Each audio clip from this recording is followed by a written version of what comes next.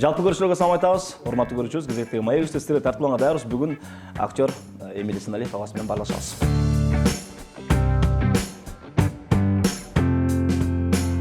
Ассаламу алейкум ага. Аман эсенсизби? Жакшы. Кандай отурасыз? Жакшы буюрса. Көргөнгө кубанычтамын. Мен дагы кубанычтамын. Келип бериңизге рахмат. Чакырып койгонуңузга рахмат. Чакыруу негизи жарым жыл болуп кетти окшойт бек, э? Негизи аба көп эле болуп калды. Биз да Кыргызстанда болбой албадык да. Съемка менен жүрүп калдык, ошентип антип ушул күнгө буйруптур. Кантсе да кубанычтабыз бек. Бүгүн келип бергениңизге. Аябай пунктуалдуу окшойсуз бек, э? Негизи келип. Канчадан бери же башынан эле?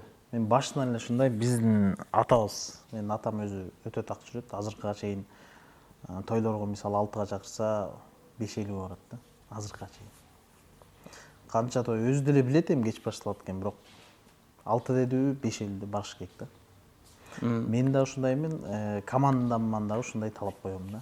Эрмек да ошондой, ошол эле мен командамдагы инелерим да ушундай, мындай 6 десек 6-га бир 5 мүнөт калганда чогулуш керек да. 50-нчи квартал. 50-нчи квартал. Абор көсүчү деле ошондой болчу, негизи, башынан эле. Жаза бар белеби эке? Кечиккендерге? Бар. Жаза бар болчу. Бизден азык кечикчү. Азык кечиккенде анан бизде мындай да, биз Айдынкөл деген көчөдө даярданчубуз да, Эрмектин үйүндө. Анан Эрмек биздин Абройстун капитаны болгондуктан Эрмектин үйүнө чогулчубуз, анан азык эле кечиге берет да. Каяка жеттиң сен? Биздики Айдынкөл, Саматтын көчөсү Чамгарак, тигиники Акшокмун да. Чалсаң эле Чамгаракка жеттим дей берет. Анан бир күнү атайын громкийге коюп туруп, азыр карапсаңыз Чамгаракка жетти дедим да. Чалып туруп. Я азык сен о дейт.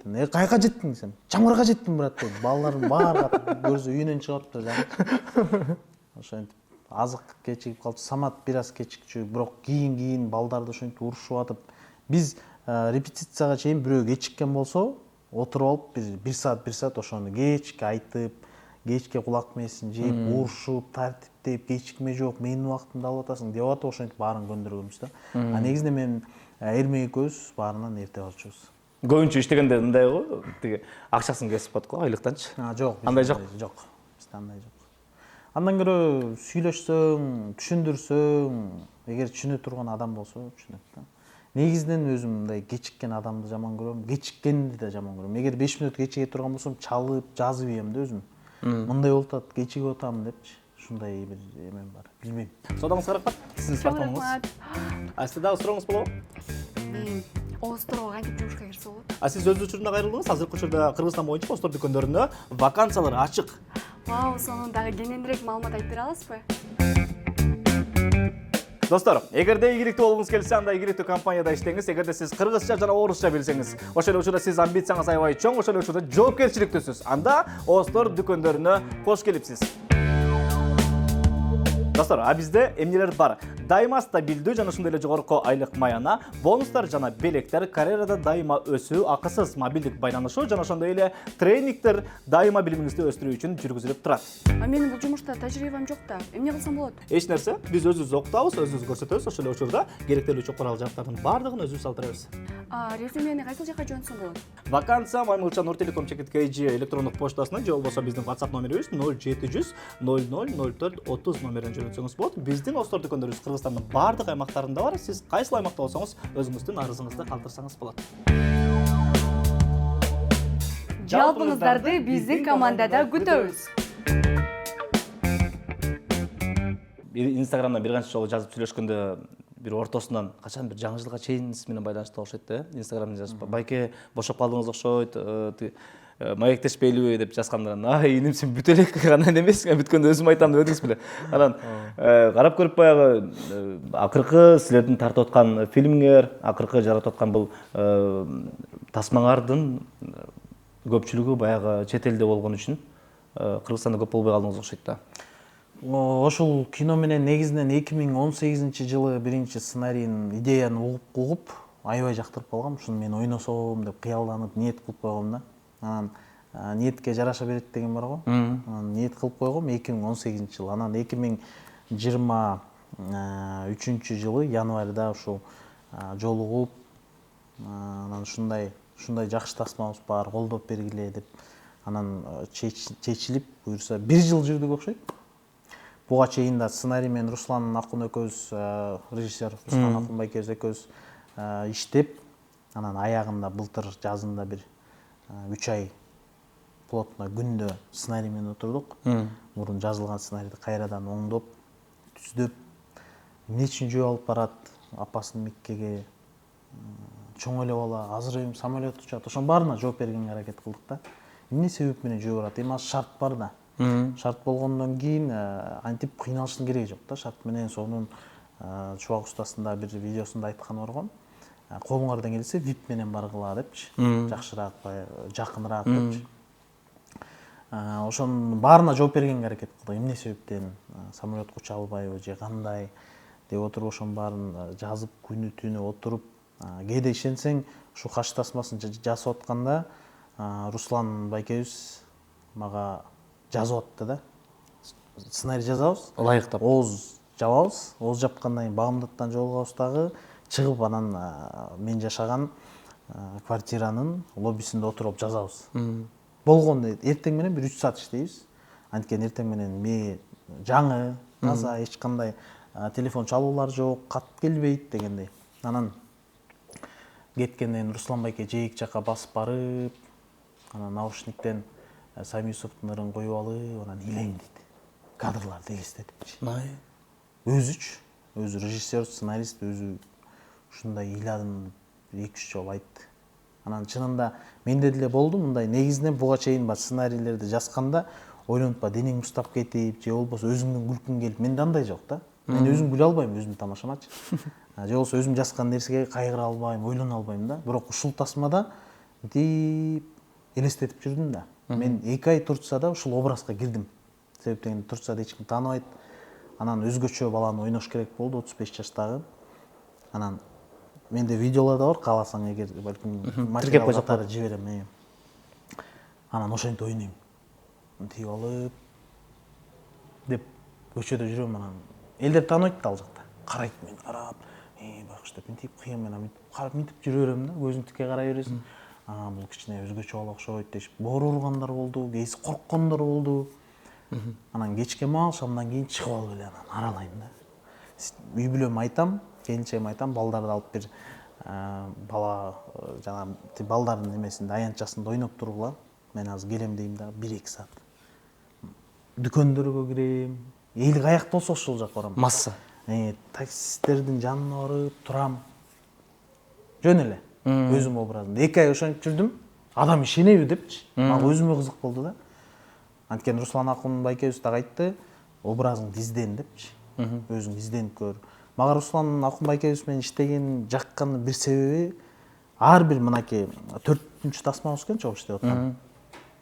Мага айтат да, эмке сен өзүң сезесиң, өзүң ойно. Анан кээ бир жетпей аткан жерин, ашып кетип аткан жактарын түздөп турат. Бирок өзүмдүн эркиме коет да. Задача берилет да байке. Режиссердөнчү. Сизге көбүнчө эмне задача берилип атты да, анан ошонун негизинде сиз изденип аттыңыз да.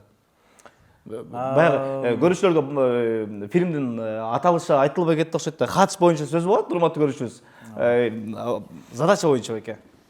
Бул жакта менин эң биринчи драматический роль болду да, драматикалык ролум болду. Анан бул жерден чынында бизде акыркы съемкаларда Руслан байке жаныма келип айтты да, Эмил деди десем, ушул кинодо сага көп задача бербептирмин деди да. Менин оюмча бул сценарийди Руслан байке экөөбүз чогуу жазган үчүн чогуу жүрдүк да, башынан аягына чейин. Баардык процессте. Ошондуктан мен өзүм дагы изденип, өзүм дагы сезип аттым да, бул жерде кандай ойнойм. Анан менин эң биринчи образым, мен мындайча айтканда сүйлөбөйм да. Аябай аз сүйлөйм. Сүйлөсөм дагы аз. Бир 2 сөз айтышым мүмкүн. Бир сценада бир сөз, кээ бир жерде такыр сүйлөбөйм. Ошондо өзүм үчүн да аябай бир таң калыштуу болду да.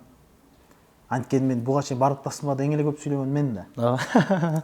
Анан бул образда мен такыр сүйлөгөн жокмун. Мага ошонусу менде жакты. Эми мен азыр көзүм менен, оюнум менен көрүүчүнү ишендиришим керек да. Муну сөз менен мынтип кыйшаңдап атып баягы күлдүрүп же болбосо ишендирип жүрсөк, эми азыр басып турган көзүм менен ишендиришим керек да.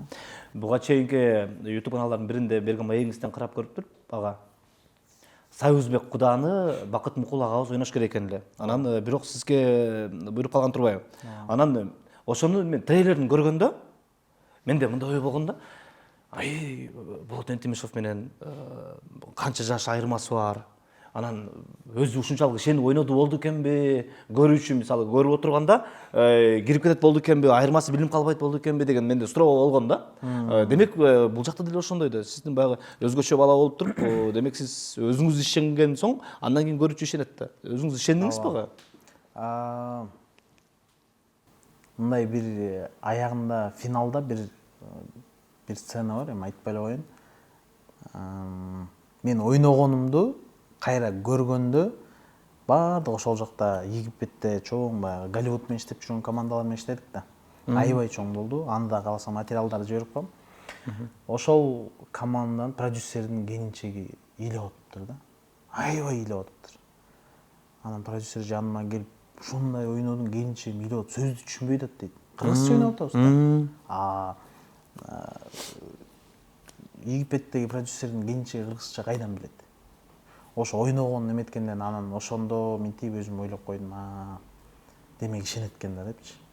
Анткени өзүм дагы мындай кайра ойногонду кадрдан көргөндө мындай өзүм ишендим. Эми мындай сөз бар да, эмеде кинодо экран көргөзөт дегенчи. Мен алдын ала эчтеке айта албайм. Аны экран көргөзсүн, эл чечсин. Окшоду, окшогон жок, ишендик, ишенген жокпуз деп. Канча өлкөдө тартылды? 7 өлкөдө тартылды. Бул Кыргызстан, Өзбекстан, Казакстан, Азербайжан, Түркия, Сирияны Египеттен тарттык. Египет, анан Арая. 7 өлкөдө. Египетти Сирияга көрсөттүңөр. Египетте ушундай кино жагынан ушунчалык өнүккөн, атайын Сирия болуп салынган шаар бар. Атайын кино үчүн. Буга чейин Голливудтуктар да тарткан, орустар да тарткан экен, көп эле өлкөдөн келип тартышкан экен. Ошол жактан барып тарттык. Комедияга көнүп калганбыз го. Сиздин ойногонуңузду көрүп, баягы аудиторияңыздын көпчүлүгү юморго жакын болуп, сиздин ошого жараша чогулду да, миллион, мисалы Инстаграмда. Кинолоруңузда мисалы миллион көрүүчүлөрдүн баардыгы көрөрманыңыз ошол күлүш үчүн, сиздин комедияны аткарганыңыз үчүн чогулду, көрдү. Бул таптакыр башка жанр. Эмнени ала алышат көрүүчү? Кайсыл Эмилди көрө алышат мисалы? Бул жактан такыр Эмилди көрө алышпайт. Бул жакта такыр башка 35 жаштагы өзгөчө Адил деген баланы көрө алат. Баягы кайсы бир жашында кичине акылы өспөй калган, бирок жашы 35те. Ошондой Адил деген биздин каарманды көрө алат. Ал жактан Эмилди көрө алышпайт. Ал жакта такыр башка. Юмор жок. Юмор жок. Юмор болгондо баягы ситуациялык тамашалар бар, эми ал мага байланыштуу эмес. Мен такыр жок. Баягы өлкөбүздөгү кыргыз актерлоруна караганда Анар эжеке бар экен. Болот Энтимишев. Тентимишев бар, сиз. Болду кыргыз актерлордон? Жок, эмнеге? Кыргызстанда көп эле. Кыргызстандагы бул жакта Кыргызстанда чыгып атканда ошо биздин каармандын айылындагы кошуналарын менен ойногондор бар көп эле. Казакстандан да тартылып атышты, тигилер Ооба, Өзбекстандагы, Казакстан, Өзбекстан бардык эле өлкөдөн баягы жакшы актерлорду алганга аракет кылдык да, колдон келишинче. Бул деген жетишинче. Бул деген чоң бюджет дагы. Чоң. Канча? Чоң. Чоң эле. Бир топ эле болду, себеп дегенде биз азыр планыбызда дагы 4 тилге которобуз деген пландабыз да. Бул кыргызчадан кийин орусчага, казак тилине, түрк тилине аракет кылып атабыз, англисче, анан арабчага. 5 тил болуп калат экен, кыргыз тилинен башка. Деген ниеттерибиз бар буюрса. Негизинен тасма бул жакта көбүнчө эне менен баланын ортосундагы махабат деп билем да мен. Эне менен баланын ортосундагы махабат эненин балага, баланын энеге болгон сүйүүсү да. Эне менен бала. Өзүңүздүн айтканыңыз боюнча интервьюларды көрүп отуруп сиз энеси жок чоңойгонсуз, апаңыз жок. Жок, чоңой эмес, мен 16 жашында. 16 жашың. Ооба, өткөл куракта экен да, өткөл куракта. Өтүп бараткан кезде, ооба. Эмне жетишпей калгансыз беке мисалы? Эне менен баланын ортосунда мамиле деп атпайсызбы? Азыр мисалы кино тартылып туруп мүмкүн түшүнүп атасыз. Ошол учурда могул нерсе болсо болмок экен. Тиги болсо болмок экен, бул нерсе болмок экен. Же болбосо бул нерсени кылып калыптырмын, тигини кылбай калыптырмын. 16 жаш. Негизинен эми 16 жаш болгондо мен бир аз акыл кирип калды да. Акыл кирип дегенде быш элек, бирок кирип келаткан мал да. Анан мен эң бир билбейм, мен үчүн балким ошол убакта сокку болуп калган. Мен апам рак болуп ооруп аткан, мен өзүнөн угуп калгам да. Мага эчким айтышкан эмес да. Мага өзү айткан, ошондо бир күн кечке көздөн жаш токтогон эмес да. Мен ошол кезде үй жыйнап, баягы эки карындашым тең кичинекей. Ошондо эсимде, залда эле жатып калган, аябай арыктап кеткен, өзү толук киши болчу. Анан ошол кезде үйдү жыйнап атканда, ошондо өзү айтканда, балам депчи, ушундай меники ракта, мен айыкпайм деген да. Ошондо мен ошондо эле ойлонгом да, мен демек кечигип калыптырмын дегем да. Эркелегенге, көбүрөөк сүйлөшкөнгө балким. Бирок мен апама, мен ойлойм, мен жакын болчумун башкалардан. Бир туугандардан. Балким мен ошол мен тентек да болуп калып, анан мени мектепке берерде эле бул окуй албайт го дешчү экен да. Негедир үйдөн мен барып ошо жалаң беш болуп калган да. 10 класска чейин. Ошондо негизинен мен эми муну эмнеге жетишпей калдым, мен көп эле нерсеге жетишпей калдым да. Мисалы, азыркы убакыт болгондо деп ойлоносуң да, кантип ойлоносуң. Баардык эле адам ойлонот. Туурабы, туура эмес билбейм, бирок азыр болсо тияка алып бармак экенмин, бияка алып бармак экенмин деп ойлой бересиң, эми буйрук экен да. Анан бул тасмада ошо тартылып атканда да апамды эстеп аттым да. Эстеп, мындай кылчу экен, тигинчи экен деп.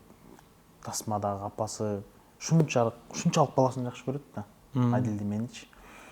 Ушунчалык апасы жакшы көрөт, килейгени кишимин да. Анан ошону эркелетип, тамак берип, нан берип атса, ойлоп калсаң, апам ушунча эмес беле депчи. Ооруганда мынтча эле, тигинче эле деп. Анан эми арадан 18 жыл өтүп кетти да. 19 жыл болуптур. Акырындан унутула баштайт экен. Азыраак эстей баштайсың. Анан негизинен кеңешим ата эне, бир тууган дегиле мына жакында эле мен өкүл ата коем деген мына жаңылыкка чыкты. Жана вертолеттон кулаган иним болчу, Агор көлүк өкүл ата коем деп жүргөн. Андан да айрылдык. Ошондо мынтип ойлондум да. Кыргызда жөн эле айтылбайт экен да. Эң негизги бул жашоодо көңүл экен да. Көңүл. Бирөөнүн көңүлүн оорутуп албаш керек экен. Мен ошо 2-3 күн мурун туруп, инимдин сүрөтүн карап, экөөбүз жазышкан каттарды окуп, анан ойлоп койдум да. 2-3 кишиден өкүл ата болбойм деп айткам да, ачык эле. Баш тарткансыз. Баш тарткам. Анан эмнегедир ушул иним мага кеңсеме жумушка келгенде, студияма, ушундай сизди өкүл ата коеюн дегем деп аябай сүйлөчү дегенде, анан мынтип карап туруп, сага өкүл ата болбосом болбойт дедим да. Билбейм эмнеге ушинтип айттым дегенде эле аябай сүйүндү да. Анда сизди өкүл ата коем, анан тигип бу деди. Сага болоюн дедим, сен акыркысы бол анда. Ушунча өкүл балам бар экен, сени акыркысы кылып коеюн.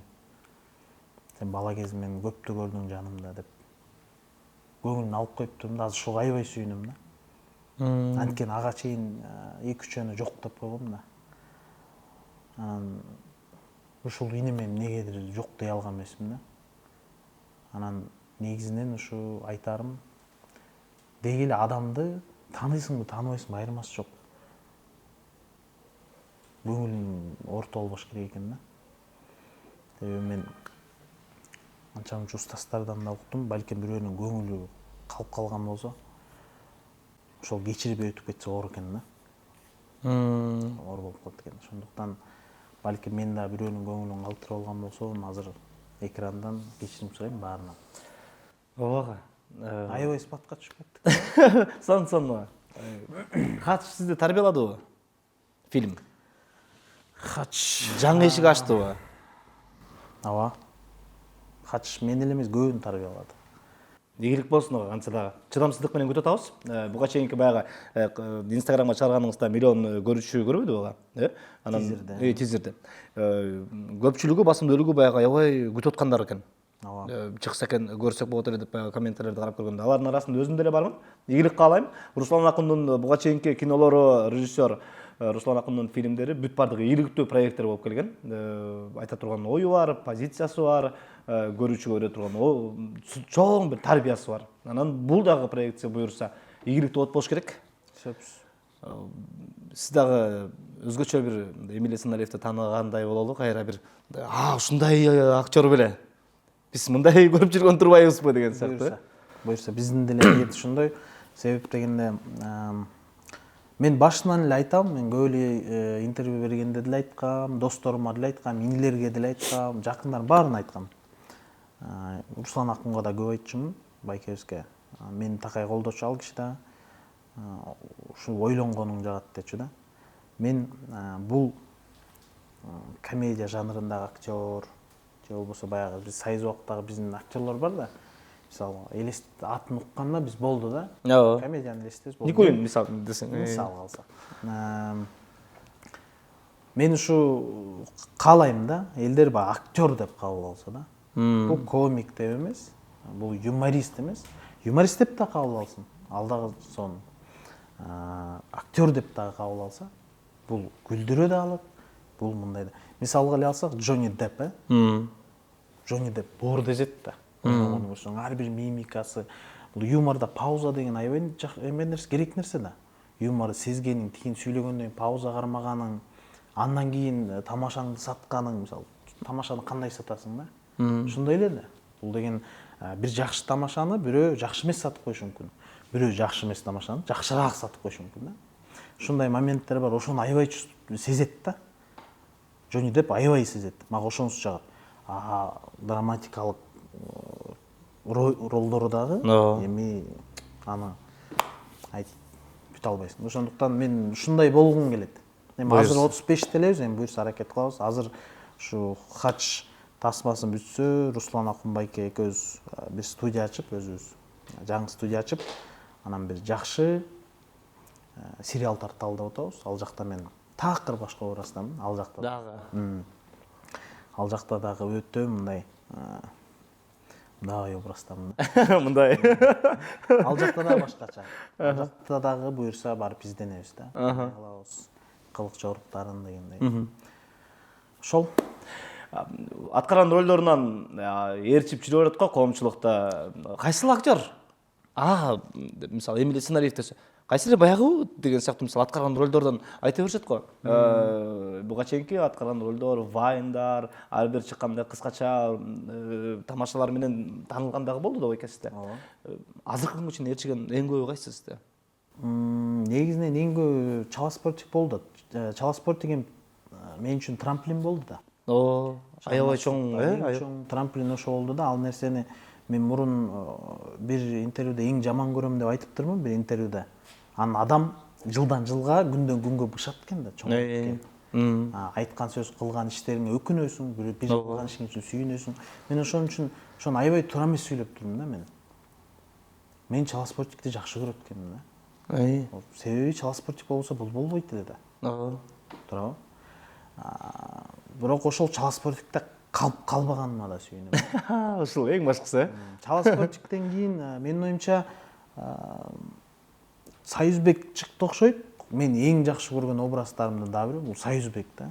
Мен аябай жакшы көрөм Союзбекти.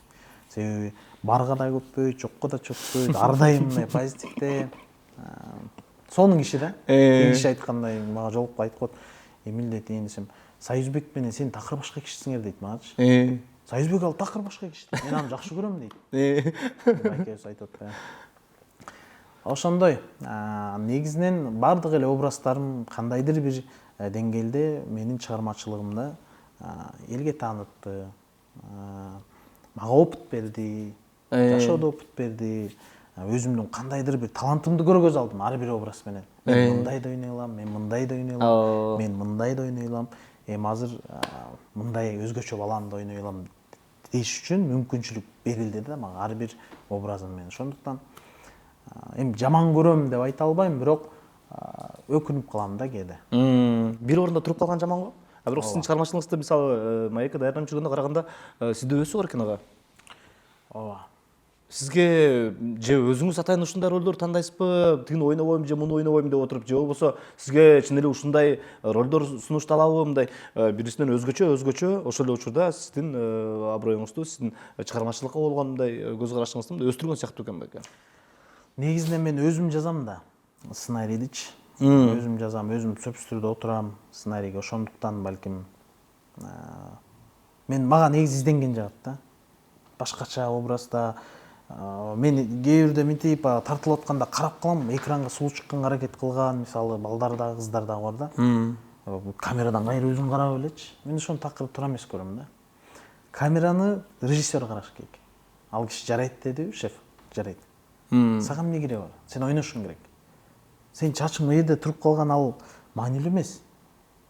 Ал өзүнчө бир образ бериши мүмкүн да. Мээrini оңдоп салайынчы, анан бул ракурстан алчы деген сыяктууларды да көргөм да чынында. Ал туура эмес. Кинодо семиз болуш керек.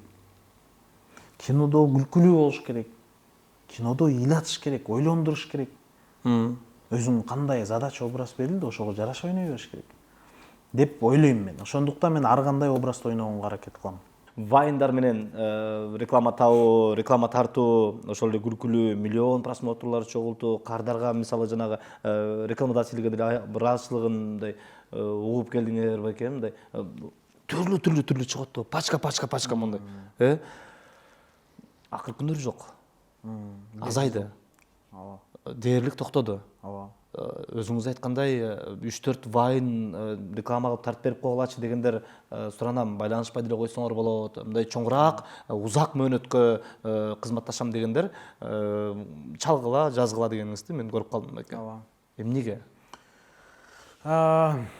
Негизинен токтогондун себеби бул ошол хач тасмасын менен жүрдүм. Такыр алаксым келген жок.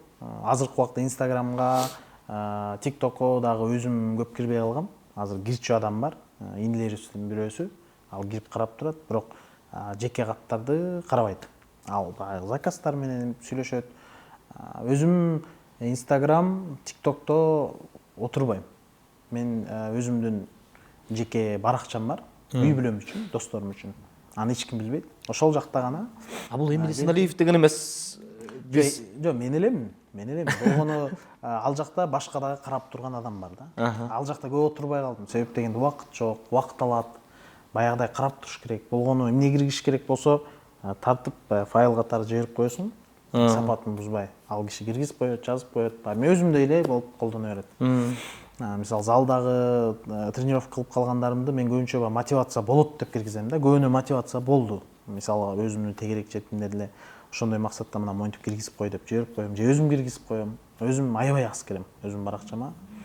Ошондуктан реклама жагын болсо, ошо бир жыл албайын деп ушуга даярданып, эч соц тармактарга кирбей, анан эми азыр жакында жазганымдын себеби баягы бир чоңураак компания менен азырынча бир компания менен сүйлөшүп жатабыз, буюрса болуп калды окшойт. Бир жыл жок дегенде. Минимум бир жыл иштеп, бир айда бир 2 же 3 тамашалуу ролик тартып берип, жардама катары элечи. Анан ошо менен контракт негизинде сүйлөшүп алып, келишим түзүп алып, сенден башка эч ким менен иштешпейм деп. Амбассадор сыяктуу эле, Тааныштар суранганда дагы көргөзүп, мына бул жерде эгер сага тартып берсем, монча штраф төлөйм. Дегидей келишим сүйлөшүп алып анан иштейин деген ойлорубуз бар. Буюрса азыркы учурда сүйлөшүү болуп атат. Мен 2-3 күндөн бери байланыша албай атам. Мага жазбай тургулачы деген баягы бираз кырсык болуп. Негизинен ошондой. Анан баягыдай эми жаштар өсүп келатат. Ошол эле мисалы карындашым мына кээде туруп вайындарын көрүп, күлүп коем да. Сезет экен депчи, ойнойт экен, сезет экен деп. Эми ошолор тартчу маал келип калды да. Баягы сен айтмакчы пачкалап. Биздики азыр эми мен ойлойм, бир айда 1-2 кийини тартып коюп, акырын мындай өзүбүздүн эмебиз менен чоңураак проекттер менен олуттуураак ролдорго аракет кылганга пландарым, ниеттерим бар. Эми шарт көргөзөт да анда. Башында деген Чала Спортиктин баягы вайнын чыгарганда бул реклама актив көтөрөлү же болбосо мындай андай максат болгон эмес да. Жөн эле чыгарып коюп эле, андан кийин анан рекламодательдер баягы Биз реклама менен акча табат деген түшүнүк деле болгон эмес да. Мен Азамат Исмаилов досум экөөбүз 2017 баштаганда Азамат экөөбүз сүйлөшкөндө мындай Казакстанда ушундай тартышат экен деп. Мен эсимде магистралда машинада отуруп алып экөөбүз сүйлөшүп баратканбыз да. Мен айтып Азакеге, Аза Казакстанда ушундай магазиндерди реклама кылат экен, мындайларды реклама кылат экен депчи. Десем, ой, ушундай кылышыбыз керек деп ал дагы туктам берип, анан экөөбүз акырындан баштап, анан кийин эле рекламалар чыгып баштады. биринчи реклама экен. Эгерде эсиңизде барбы биринчиси? Биринчи реклама мага өзүмө чалып, Big Bro деген барбершоп ачылган. Ошо тааныш дос бала чалып, ушундай үмөт эле. Анда менде Инстаграмда Чала Спортик чыга элек. Ошо атаарына бир ай калганда. Мен тамашалай жүрсүм, сен аябай сезесиң. Анан чакырды, анан мейли Инстаграмга киришип турсаң болду дейт. Мен да актив деле жок. Ыраазы болдум, мейли деп. Барып ошентип биринчи алдырып баштадым. Анан бир айдан кийин Чала Спортик чыкты. Анан бир айдан кийин Чала Спортик чыккандан кийин 1,5 айдан кийин реклама чыгып баштады да. Суммасы канча элек ошол учурда? Так деле айта алчу эмессиз ошол учурда, кандай кылабыз деп. Суммасы деген бизде эң биринчи Азак экөөбүз барып сүйлөшкөнбүз. Менин оюмча бир вайынды $500 сүйлөшсөк керек эле. Бир рекламаны $500 сүйлөшкөнбүз. Ошо кезде. Ал кезде эч ким жок болчу. Ал кезде мен Азак экөөбүз ошо экөөбүздүн баракчага сүйлөшкөнбүз, салмак киргизебиз деп. Жора Гуляны айтып калышты да. Жора Гуляга $2,500 дедиби, $2,000 дедиби? Ушундай тартып беребиз $2,000. Ой, макул. Мега $2,000. Биз шок болдук дейт. Ошондочу. Биз ушул бааны айтсак, алар макул болушту, биз тартып берип койдук. Сиз шок болгон вайндын суммасы эң жогорку? Мен $2,000 деген болгон эмес эми мындай. Билбейм, Кыргызстанда боло элекми, бирок $3 экен, анда өзүң айтып. Күчтүү экенсиңер. Билбейм, $2,000 деген ошо кезде эле 150,000 сом да. Шорону саткан эче бар эмес беле ошол ба? Ай, мен төлөймүнбү деген, ошонун суммасы ушунча болду. Балким болушу мүмкүн. Жора Гуля аябай жакшы болгон да. Биздики эң көп канча болду эле эсимде деле жок. Биздики эми $1000 тегереги го дейм. Андай деле аябай деле болуп кеткен эмес. Эми кийин кымбаттады. Эми азыр бираз кымбат. Эми команда иштейт да азыр. Бизде команда иштейт, ооба. Бизде биз менен иштешкендердин баары билет. Авторлор канча алат экенин. Мисалы мен көбүнө эле айтам, мен рекламанын уялбай эле айтам да. Рекламага түшкөн акчанын жарымын да албайм да. Дагы деле 25% аласызбы? Же көтөрүлдү? Кайдан билесиң деп коет. Сиз айтсаңыз бар экен. Азырынча быйылдан баштап башкачараак система менен иштеп атабыз, бирок анда деле андай деле көп эмес. Бирок эң негизги жумуш жүрүп атат, команданын иши жүрүп атат. Эч ким жөн отурган жок, баарынын мээси кургап калган жок, иштеп атат, жаңы идеялар, бул жакшы нерсе. Эң негизгиси ушул да. Менде мындай ой пайда болуп кетти да. Вайндар чыкпай калган болсо, макул, кино менен иштеп атасыз. Ошо менен алек болдуңуз, өзүңүздү жогоруда айткандай алаксыбайын дедиңиз. Бирок вайндар чыкпаса, реклама чыкпаса, Эмрезин Алиев ушунчалык баягы финанс эркиндигине чыгып кеткенби деген менде ой пайда болду да. Себеби өзүңүздүн майыңызда айтканыңыз бар эле го, жаңы үйлөнгөндө ушунчалык бир кыйналып, ушундай бир кыйналган учур болгон болчу депчи. Азыр тескерисинче жанагы акчадан сиз жок, кереги жок анын баарын деп аткан. Ошондо ток этер суроосуз бар, финансылык эркиндик болду деп атасыңбы? Бир убакта ушундай сени каалачусуңуз да өзүңүзчү, ушундай болсо экен, мисалы. Азыр деле каалайм. Азыр деле баягы айына ар бир эркек, мен эркекмин деген киши кечкисин ойлонуп жатат да. Айына так монча болсо деп калькулятор алып баскылап, муну буга берем, муну тиге берем, жетет экен, анан акырын иштеп жүрө берет экенмин деген сыяктуу ой баардык эркекте бар. Анан анысы андай меники финансылык эркиндикке чыга элекмин. Чынында мен мындай бир нерсеге инвестиция кылып деген сыяктуу түшүнүгүм жокпу же каалым жокпу, өзүм деле түшүнбөйм да. Балким кийин өкүнүшүм мүмкүн, ошондо могул нерсеге салсам болмок экен да, буга окшоп мындай алып иштетсем болмок экен да дешим мүмкүн. Балким ошондон көрө тигинин көңүлүн алып коюп турмун да, бул кишинин көңүлүн алып коюп турмун да деп сүйүнүшүм мүмкүн да. Аны убакыт киргизет. Ошондуктан азыр финансылык эркиндикке так чыга элекмин, бирок эч нерсе бирөөгө каршы эмесмин. Эң негизгиси ошол. Эч кандай кредитим жок, илгеркидей. Бирөөгө бересем жок, уялып чала албай, жок, андай жок. Андай болгон да. Аябай көп болгон. Азыр эң негизгиси карызым жок, балдарымдын курсагы ток, ден соолугу жакшы, бир туугандарымдын үстүндө үйү бар, айдай турган машинасы бар, үйүм жылуу, наным бар, эч кимдикин уурдабайм. Адал эмгек менен балдарыма адал тамак, биздин тасмада айтылат, балдарыма адал тамак берем дегендей, эң негизгиси ошол. Так, сен айтып аткандай бир жакта мисалы бир офис алып коюп сдавать этип, же балким бир жерде бир нерсе салып коюп иштетип, же бир дүкөн ачып жок, андай жок. Азыр андай эркиндикке чыга элекпиз. Бирок негизи аракет кылыш керек эми.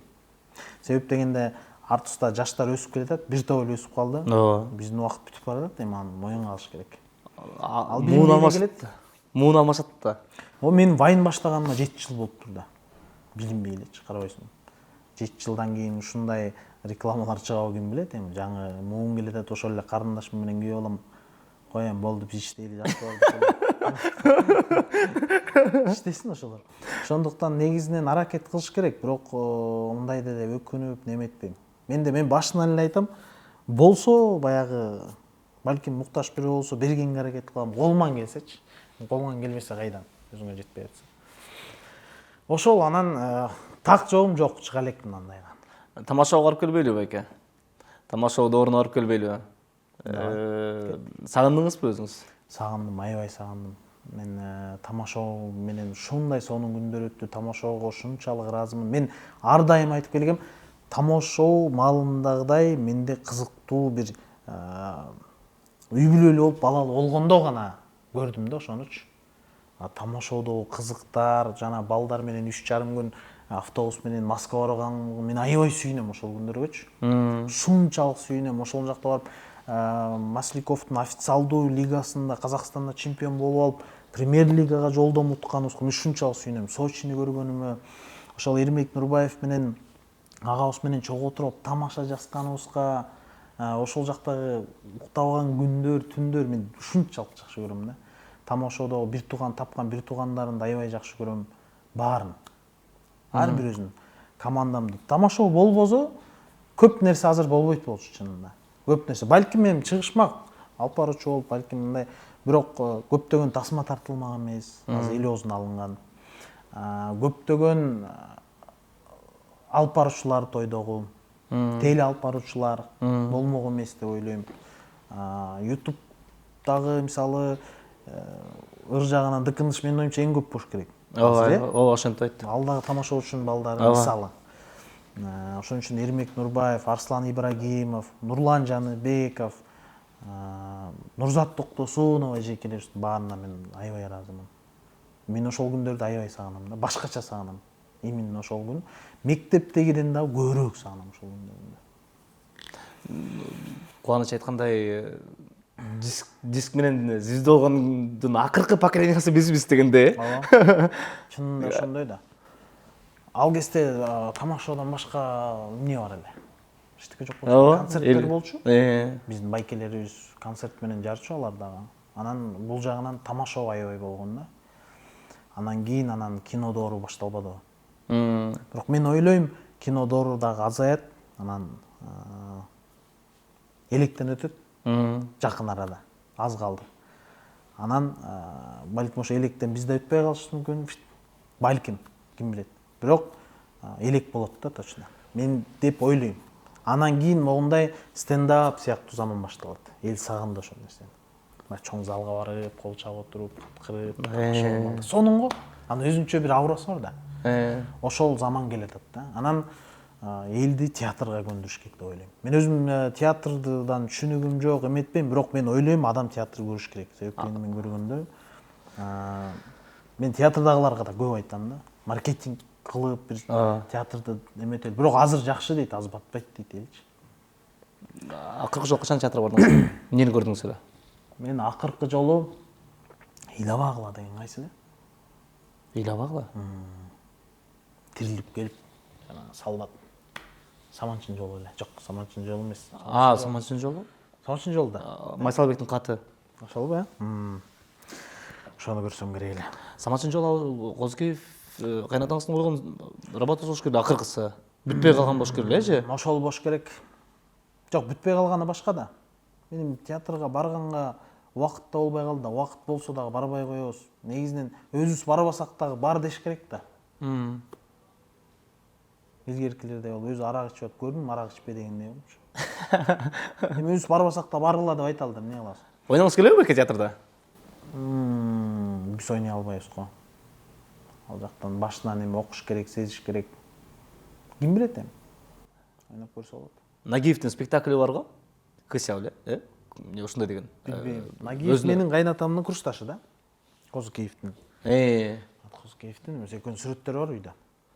Карап Нагиев азыр эң кымбат актер. Ооба, ал ошол бир спектакльде баласы менен чогуу өтүп эле анан көрүп калгам да. Алдын ала жылына бир канча күндө ойноп кеткен болду. Өзүнүн проекттери менен жүрүп атат. Акта толтура баягы массовый мондай спектакль эмес.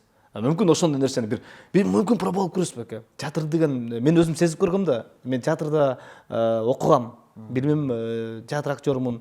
Театр и кино деп берилет дипломубуз. Мен өзүм ойноп көргөн спектакль. Бирок мен кинодо ойноп көргөн эмесмин. Киноду сезип да көргөн эмесмин. Ал жакта кандай болот экен? Театрдын аурасы ошол жактагы жанагы жандуу ойногон бул таптакыр башка болот экен. Бул немеси рахаты такыр башка керек деп ойлойм. Ошо экөөнүкү. Себеп дегенде биз тамашоодо сахнада ойноп калдык. Ооба да. Биз аны да билебиз да. Бирок театрдыкы такыр башка да. Ошону эмоция менен бериш, ошол эле мен ойлойм, ошол эле үнүм, мисалы мен түшүнбөйм да ал нерсеничи. Ал үчүн окуш керек, аракет кылыш керек. Жок дегенде репетиция кылып көрүш керек. Бирок мен сунуш киргизгеним болгон. Эгер менин убактым көп кетпесе, эгер көпчүлүк каршы болуп чыкпаса, мен ойномокмун дегем да. Элди театрга көндүрүш үчүн. Мисалы өзүмдүн күйөрмандарымды театрга көндүргүм келет да. Мисалы ошолор бар театрды көрсө, көрбөгөндөр толтурат, мисалы менин тааныштарым барып көрбөгөндөр. Мен театрга 26 жашымда баргам. Биринчи жолу. 26 жашта. 26 жылда канча нерсени көрүп койгом мен. Ошондон кийин баргам да. Ошондо кайнатам менен кайненем ойноп атканда деп карап таң калгам да. Уште эле ойной беришеби депчи. Кызык да мындай. Биринчи жолу келип атасың да. Анан биринчиден бири 10-мүнөттө, 5-мүнөттө кирип кеттим. Эмне болду билбейм да. Жаныш жанымда. Жаныш карасам, анда көзү жашылданат, мени карабайт алчы. Койчу дейт ба. Экөөсүнөн ыйлап алып турабыз. Кайнатаңыз менен кайненеңиздин экөөнүн чогуу ойногон спектакльдеринен Чыңгыз хандын Акбулутун көрдүңүз беле? Мен ошону айтатам. Ошону айтып атасыз. Биз уча беребиз деп жанагы. Биз уча беребиз. Ошону жанагы Түркмөнстандан келип койду беле режиссер, по-моему. Ооба. Премьер-министр келген, зал батпай калган да, театр.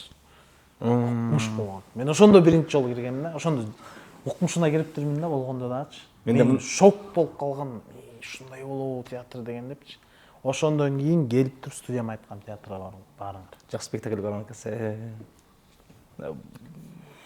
Ошондой эми тамаша боюнча айтканда мен де ушундай да сүйлөп отуруп эле темадан темага секирген жайым бар. Тамаша боюнча айтканда ошол мен тамашаны аябай жакшы көрөм.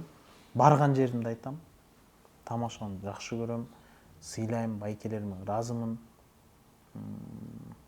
Досторума ыраазымын, ошол жакта тапкан бир туугандарыма. Баарын жакшы көрөм. Тамашоо кийин балким ошол командалар чогулуп бир выпускной сыяктуу билбейм бир. Керек бир кой. кече кылыш керек да. Onun үчүн командалардын баары туура жагынан карап бир убакыт бөлүп даярданып бериш керек. Эми Кудайга шүгүр барып аягыдай маршрутка какчы издеген балдар эмес. Ооба. 1-2 ай жумуш токтото турса болот.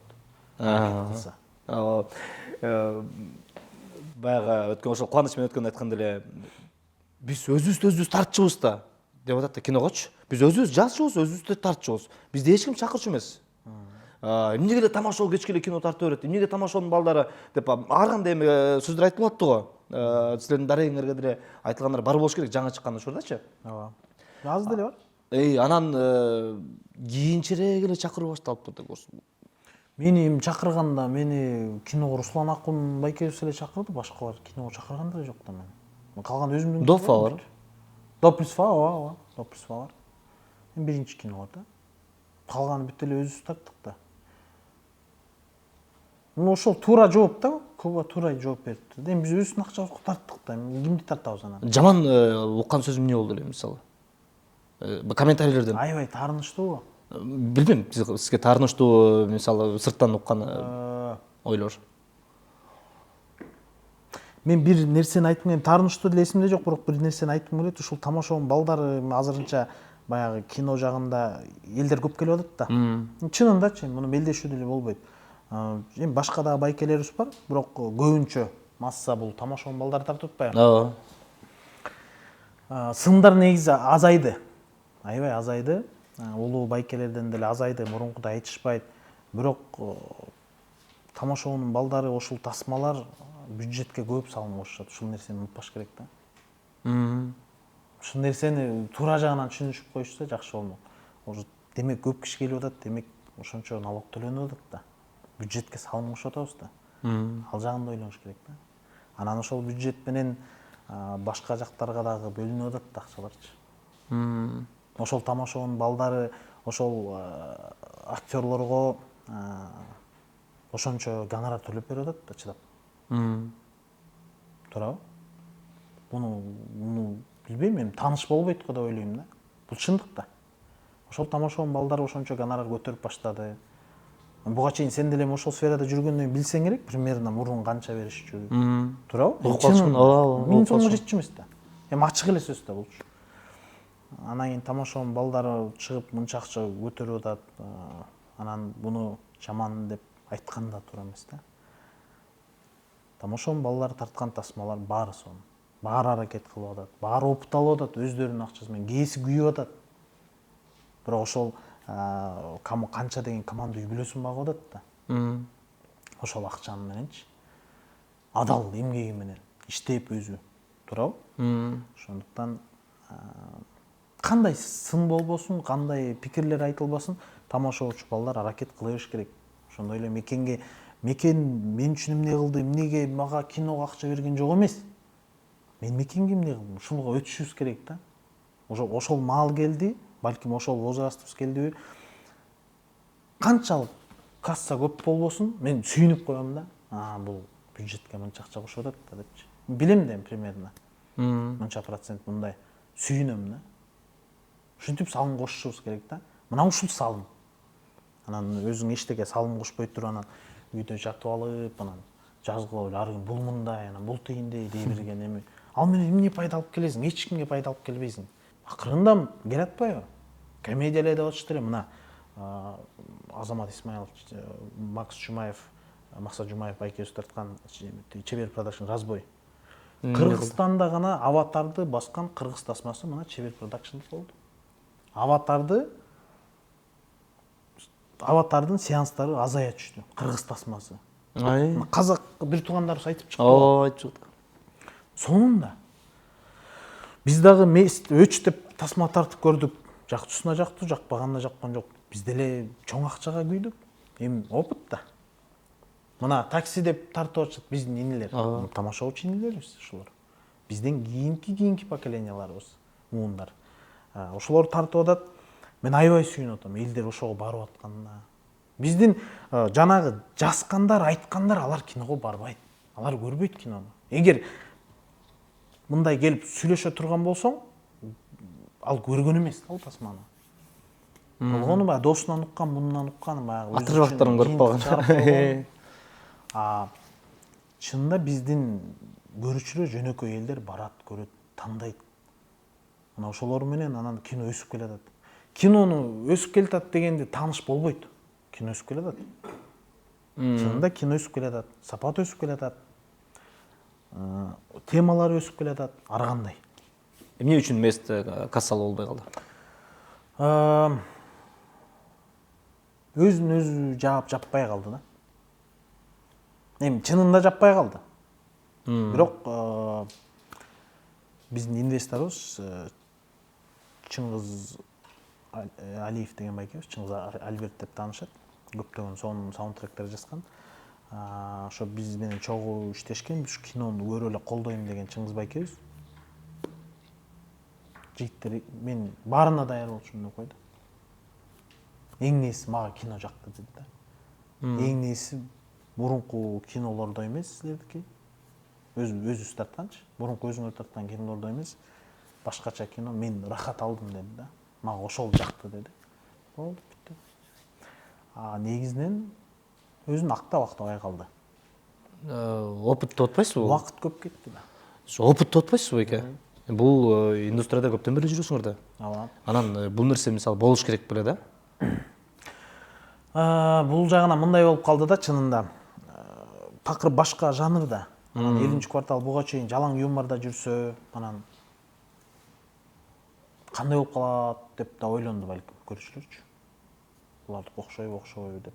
Негизинен балким сценарий жаман болуп калды, билбейм да мен өзүм үчүн, эл үчүн айта албайм. Элдин ою балким сценарий жакпай калды. Эгер чынында жакшы кино болсо,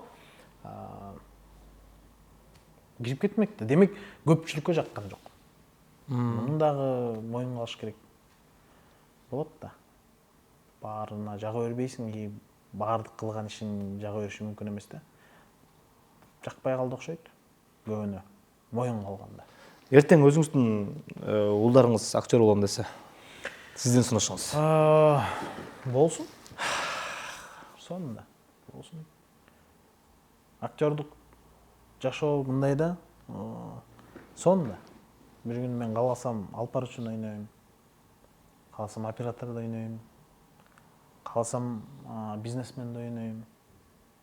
Кааласам өзгөчө баланы ойнойм. Bir күнү туруп миллионерсиң, bir күнү туруп жакшы адамсың, bir күнү туруп жаман адамсың. Баарын сезип көрө бересиң да. Баарынын минус жагын, плюс жагын ала бересиң, эгер ала алсаң.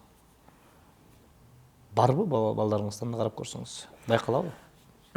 Негизи экөөнүндө тең эле бар. Бирок экөө тең кызыкпайт. Экөө тең көрбөйт.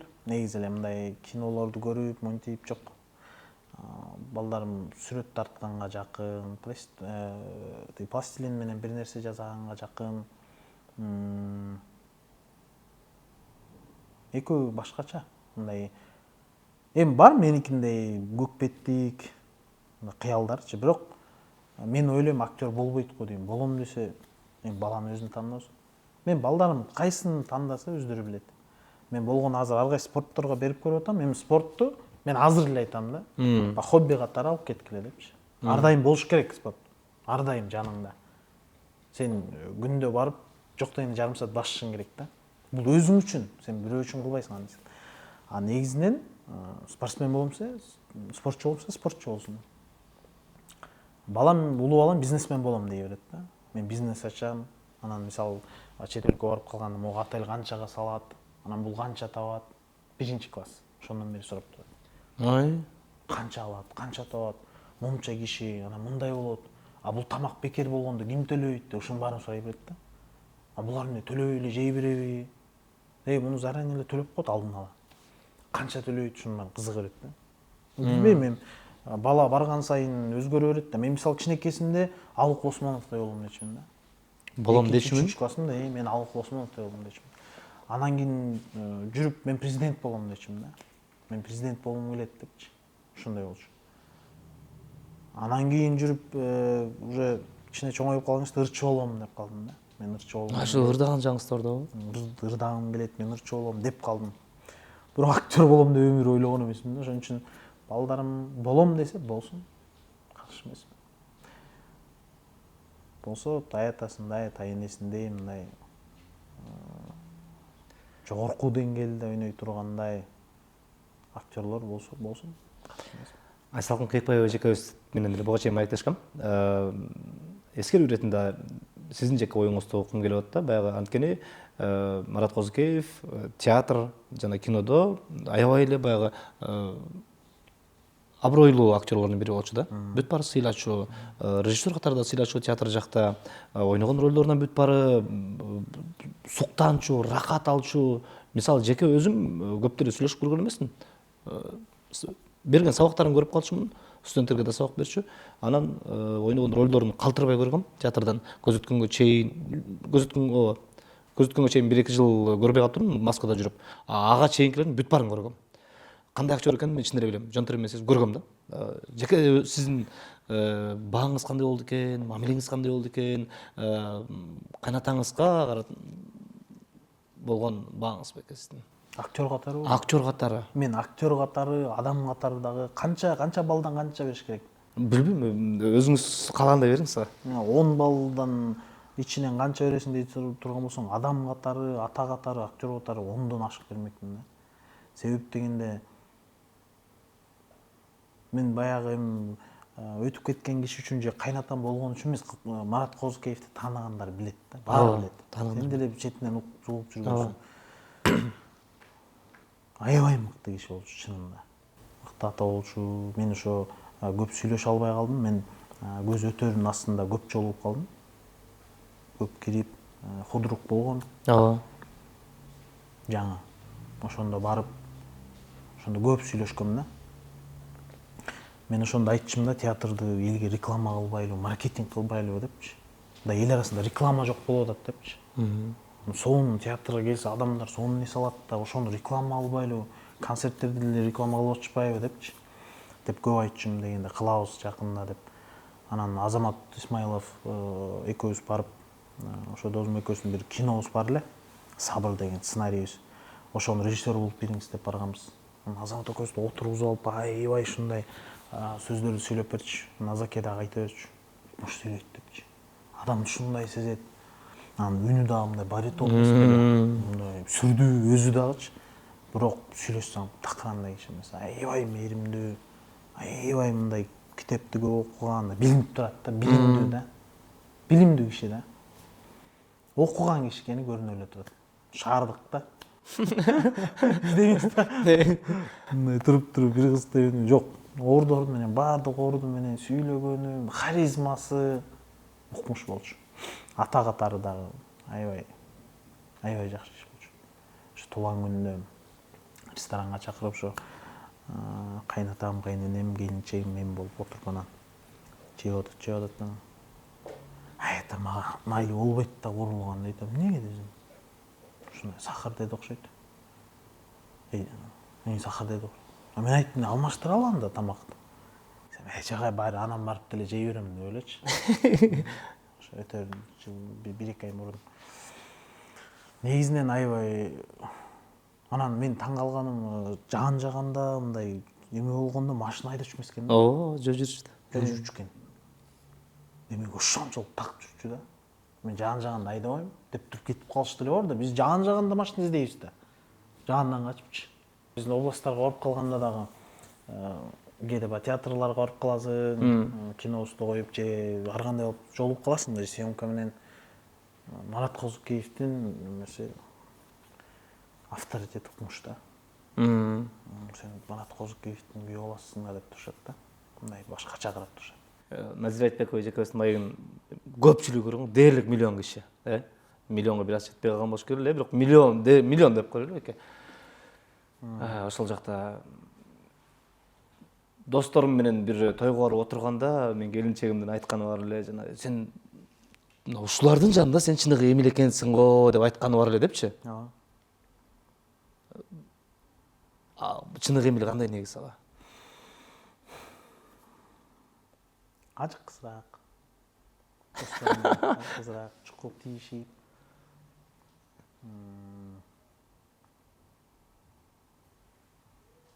Көп сүйлөйт болушум керек досторум арасында.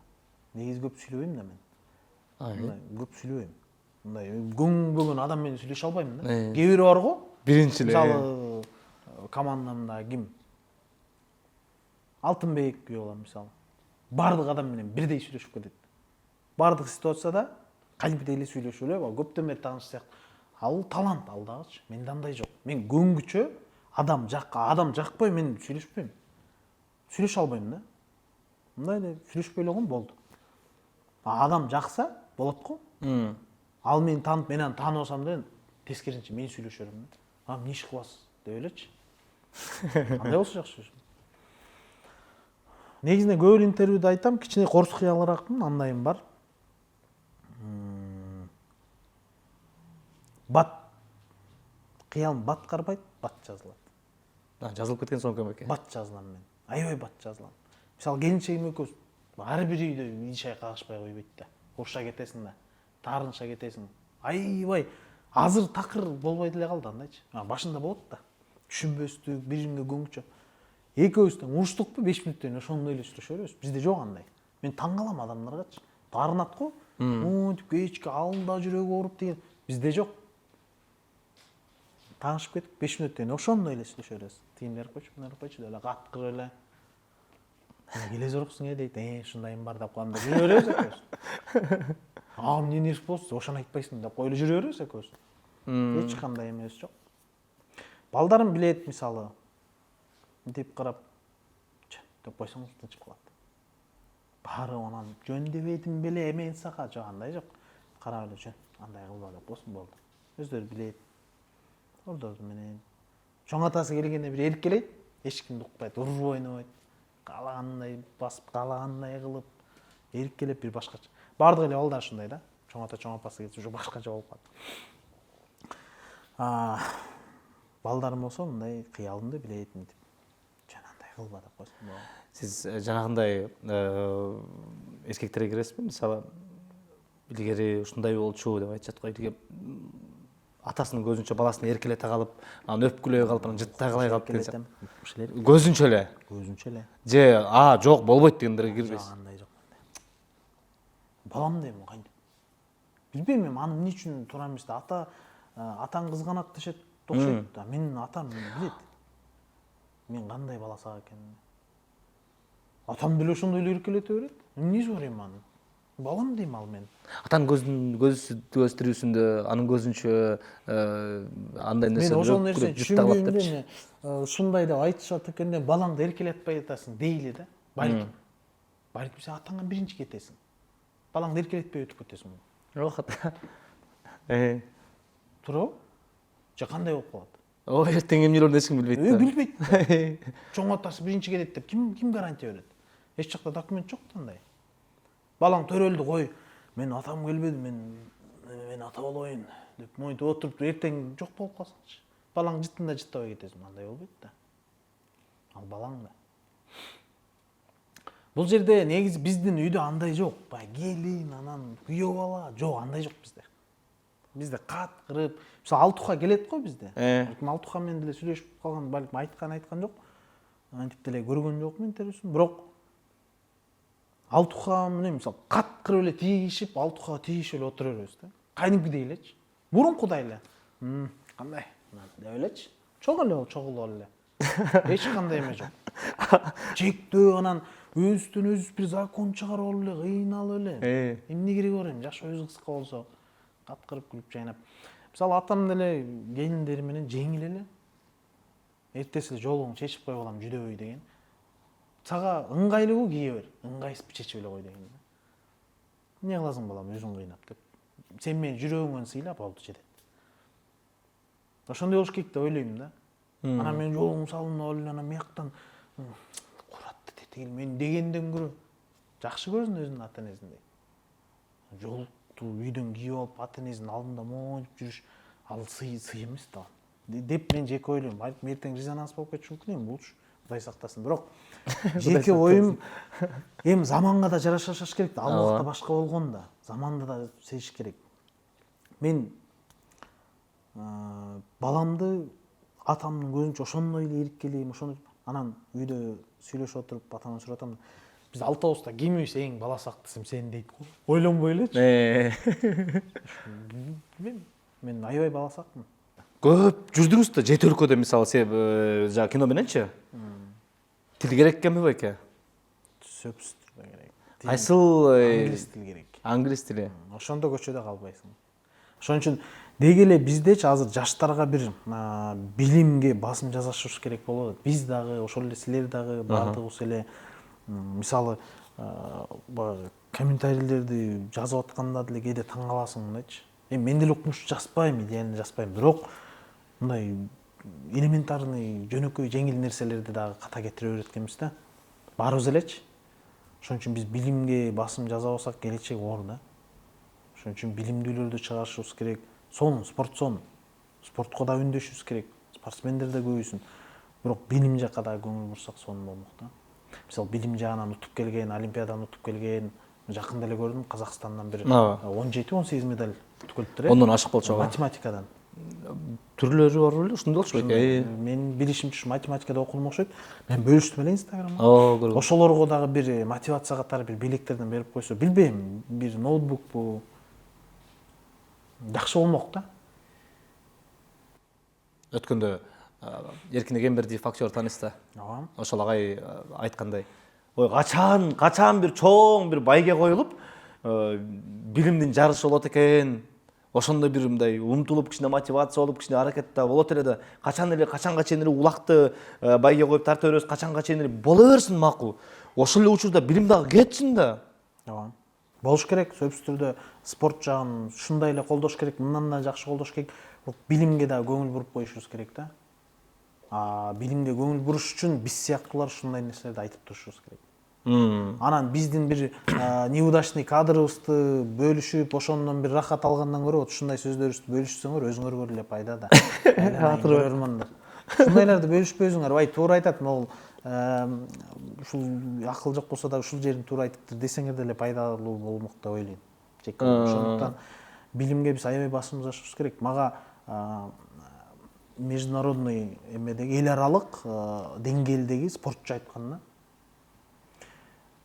менин сопернигим дейт, каршылашым көрсө дейт, анын сүрөттөрүн көрбөсүз, ачкичен, халат кийген, стоматолог экен, тиш доктор экен дейт. Өзүнүн кесиби. Азияга чыгып күрөшүп атканы ал хоббиси экен да күрөш. Аны эмнеге деп сурасам, мен күрөшүп бүткөндөн эмне кылам депти да.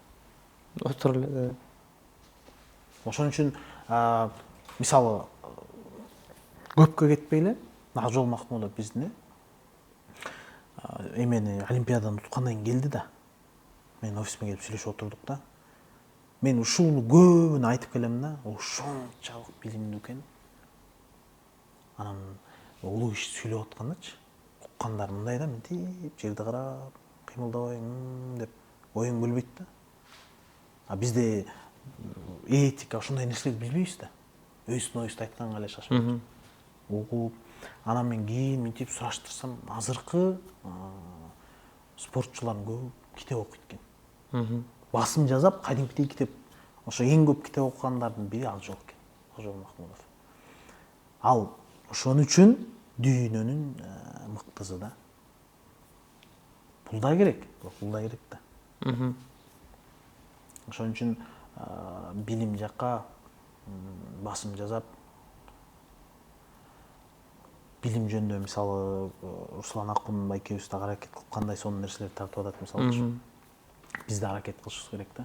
Ар бир айткан сөзү коомчулукта резонанстуу мындай тарап, анан көпчүлүгү ошого мындай түздөнүп, ыктап, оң болгонго аракет кылып атышат го Акжолдун ар бир айткан сөзүнөн. Дүйнө жылдызы да. Дүйнө жылдызы. Ал башка деңгээлдеги киши да. Ооба. Анан акыркы айткан сөздөрүнүн бири да жаккан. Тарыхты качанга чейин окуй беребиз, тарыхты жаратыш керек дегенчи. Тарых сонун сөз. Жаратыш керек. ооба биз деген мындай болгонбуз дегенди токтотуш керек болду. Биз эми ошону эметишибиз керек. Аны айтып жүрө бергенде эмне ал эчтеке алып келбейт бизге. Ооба билишибиз керек. Бирок жок айткандай тарых жаратышыбыз керек. Жамандыр, жакшыдыр азыркы киночулар деле тарых кылып атат акырында. Арасында калат жакшы. Ооба. Мисалы ошол эле мен ар дайым айтам, Сүйүн Откеев байкесин айткан жагатта. Эмне Союз убагында жана силер билген эле кинолор чыкты. Оны эле кино тартылып турбу дегендей. 400дөн ашык кино тартылган дейт го. Аны биз 10-ун билебиз, 390-ун билбейсиңер деген да. Ошондой эле ар бир кылымда шедеврлар жаралат. Ар кандай кептерди айтышат. Бирок бир маал келгенде баарыбыз эле өтөбүз да. Өмүр бою жашабайбыз да. Бул киши мындай ойногон турбойбу дейт да. Анан ошол кезде азыркы поколение кары болуп моолардай ойногон киши жок деп ошондой айтышат да. Анда деле ошол да, кайра эле айланып тегерип келди. Опять 25 деген ошол да. Илгери биздин убакта мына моол актер мондой ойночу эле деп айтышат да. Мисалы эле ошо Жеңишти, мисалы эле ошол Саматты, Шуңкарды, мисалы мен жакшы актер деп ойлойм да. Ушулар жөнүндө айтылат да. Кантип айтылбайт? Ошондой эле илгери деле ошондой эле болгон. Көп эле кино тартылган. Сүйүн Откеев точка коюп койгон да ошол жерден. Бул суроогочу мен аябай ыраазы болгом жанында отурчу. Мынтип карап туруп айткан да. Эмне илгери 10 эле кино тартылды беле деген да. 400дөн ашык кино тартылган деген. Биз 10осун деп билебиз деген да. Азыр эмне болсо элдер ошону колдошу керек. Азыр бизге бөлүнүүнүн, бири-бирин баса калуунун кереги жок. Бизде азыр бардык сфера жагынан аракет кылышыбыз керек. Ошол эле журналистика жагын өнүктүрүш керек, ушундай нерселерди. Ошол эле кинолор биз бюджетти кичине көбөйтүшүбүз керек. Ошол эле спортчуларга дагы салым кошуп дагы өсүш керек. Футбол жагыбыз, бул жагыбыз, бардык жагы бизде аксап атпайбы? Чында. Азыр күрөш менен эле дүйнөдө номер 1бизби? Азырынча, мындай караганда. Калган жагыбыз бүт эле аксап, кино эле эмес да, асылган эле кино. Кечирип койгула, бирок кинодон башка бүт сфера артта бизде. Ошонун баарын ушул биздин мойнубузда ал, бизден башка эч ким кылбайт аны. Ошондуктан биз бирге болушубуз керек. Ошол эле жаш саясатчылар, ошол эле жаш актерлор, ырчылар, спортчулар биз бирге болушубуз керек да. Бирибизди чукубаш керек. Биз бирге болуп, андан көрө бирибизге салым кошушубуз керек. Бирөө бир кече кылса барып колдоп беришибиз керек. Жаңы бир деңгээлге чыкканга аракет кылышыбыз керек. Ошо менен бирге элге зыян тийгизбей, элге пайдасы менен акырындан өсүшүбүз керек деп ойлойм да. Азыр Кыргызстан ушундай акыбалда деп мен жеке ойлойм да. Именно ушу биз жакта караганда бизге азыр биргелешүү керек. Ошол эле эки компания чогулушуп иштеп коюш керек. Улуу муун менен кичүү муун аралашып, эмне үчүн кинолор жакшыраак болуп баштады? Анткени театрдагы профессионал актерлор менен биз кошулдук да. Биздин мүмкүнчүлүк менен алардын мүмкүнчүлүгү бирикти да. Вот эми биздин чыныгы киночу байкелердин көз карашы керек да. Мына бул жак менен бул жак бириктиби? Эми жана фестивалдарды кагып жүргөн байкелерибиз туура совет берип, иним сценарийиң болсо келчи, мен оңдоп берейин драматургиясын деп, мисалычы. Анан ошондо үчөө бириксе, мына шедевр жаралат деп ойлойм мен. Аракет дагы керек сөзсүз түрдө. Анан эң негизгиси ошол жана мен ушул нерсени көбүн айтам. Бизде көбүнчө эле баягы эме болот атпайбы? Менталдык эле юмор болот атпайбы? Ментальный юмор. Только Кыргызстан түшүнөт да. Только кыргыз түшүнөт. Ошон үчүн биз чыга албай атабыз да. Биз чыгыш үчүн биз биргелешишибиз керек да. Жаңы эле сөз. Биз биргелешип, изденишибиз керек. Мисалы Кыргызстан менен чектелип калбай, башка жака чыгыш үчүн ооба акча керек. Сөзсүз түрдө бизди колдоп бериш керек байкелерчи. Ал жагынан. Кичине болсо дагы КМШга чыкканга, коңшулаш өлкөлөргө чыгып жүрөт да, мисалы Руслан байкебиз, кинолор менен. Демек болот да. Эмне үчүн болбосун? Орусияга азыр бизде мүмкүнчүлүк бар, Орусияга бир жакшы кино тартканга. Туурабы? Анткени Голливуд бербей атат да кино. Туурабы? Мүмкүнчүлүк азыр да, качан башка? Өзбекстанга, биз деле өзбектердин, өзбек бир туугандардын кинолорун көрчү эмес белек? Бир жылдары. Азыр алар да токтоп атат да. Эмне үчүн биз аракет кылбайбыз? Көрөт алар деле. Колдойт. Казак бир туугандарыбыз деле колдоп атат биздин кинолор. Биз деле алардын кинолору келсе колдоп атабыз. Ушинтип рынок чоңоюш керек да. Ал рынок болуш үчүн бир аз тыйын керек, сөпсүз, эми ансы болбойт. Анан жанагы мыктылар биригиш керек да. Кел чогуу. Көрөчү, сенде эмне идея бар? Мындай идея бар. Так кандай? Жок, бери мындай кылыш керек жигиттер. Юмор жагынан мен кийлигише албайм, деше керек ал кишичи. Тиги байкелер ушинтип айтыш керек да. Юмор жагын карай берле, бирок линия жагын мен карайм жигиттер. Сиз жогоруда айтып атасыз го, жанагы мисалы театр менен силер бириктик депчи, актер, актрисалар жана келишти. Сырттан жана фестивалда жеңип жүргөндөр. Азыр ошолордун азыркы күнгө чейин сын пикир айтылабы же колдоо көрсөтүлүп баштадыбы? Азыр жакшы. Мен аябай сүйүнөм ошого. Мисалы, Темир Бирназаров менин тайкем да. Белгисиз маршрут, эми ал киши жакында эле Түнкү кырсык, кандай дүйнөнү Кытайда прокатка кетти. Аябай колдойт. Мен мындай тууган болгон, жейини болгончу эмес, башкаларды деле айтат. Азаматтар, сонун мына мындай мен мурун дейт да, биздин кудалардан чыгып айтты да. Мурун мен ушу келип кино көрөм деп ойлочу эмесмин дейт. Кийин эле Тайке Женкенибизди билдик. Болгондо да жакынчы. Апам эрте өтүп кеткен да, ошону билбей калыппыз. Анан супер кудалардан чыгып аябай айтты да. Күлдүм дейт. Азаматсыңар. Эми бар дейт. Жетпей атат көп эле нерсе. Бирок биягы да жакшы дейт да. Баары мотивация берет да. Башка байкелерибиз деле мисалы жолукканда аябай жакшы. Мамилелери аз сон.